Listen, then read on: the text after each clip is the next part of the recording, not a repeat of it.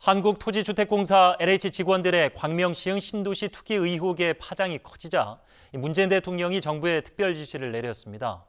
광명 시흥은 물론 3기 신도시 전체를 대상으로 LH와 국토교통부 등 관련 기관 직원과 가족들의 땅 투기 여부를 철저히 조사하라고 지시했습니다.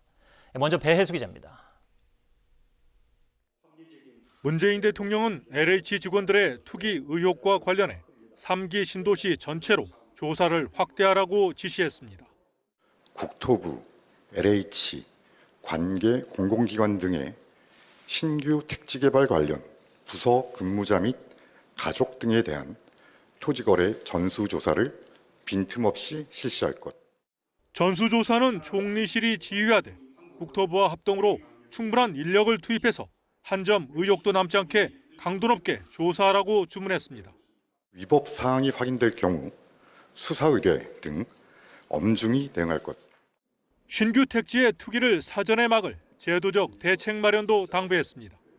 정부가 사활을 걸고 있는 부동산 안정화 정책이 신뢰를 잃지 않을까 선제적인 조치에 나선 것으로 풀이됩니다. 민주당도 정부의 투기 근절 대책에 찬물을 끼얹는 반사회적 행위라며 단호한 조치를 취해야 한다고 목소리를 높였습니다.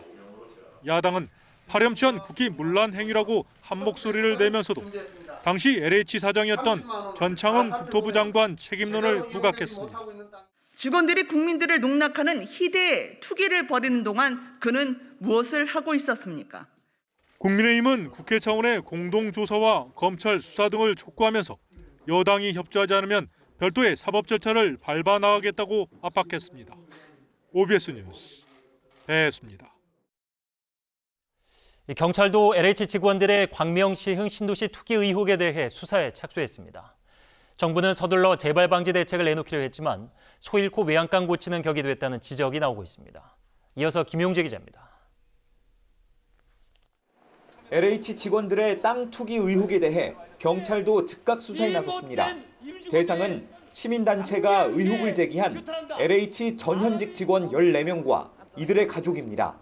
고발장을 접수한 시민단체는 변창흠 국토교통부 장관도 추가 고발할 예정이라고 밝혔습니다. 재임할 때 이 사건들이 엄청나게 겹쳐 있습니다. 변창흠 국토부 장관 직무유기 등 혐의로 추가 고발할 예정이고 LH 직원들은 2018년 4월부터 지난해 6월까지 시흥시 과림동과 무진해동 일대 땅을 사들인 혐의를 받고 있습니다. 토지 규모는 2만 3천 제곱미터, 약 7천 평으로 매입가는 100억 원에 달합니다. 매입 대금의 절반 이상은 금융기관 대출을 받아 마련한 것으로 전해졌습니다. 국토부도 LH에 대해 전수조사 중인 상황.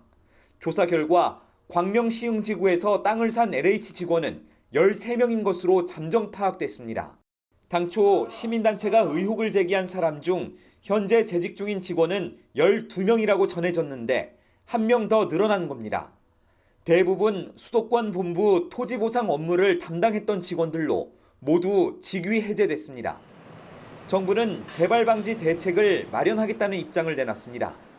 신규 택지 개발과 관련된 국토교통부와 공사, 지방공기업 직원에 대해 거주 목적이 아닌 토지 거래를 금지하겠다는 겁니다. 그럼에도 신도시 정책에 대한 신뢰 회복은 쉽지 않을 전망입니다. OBS 뉴스 김용재입니다.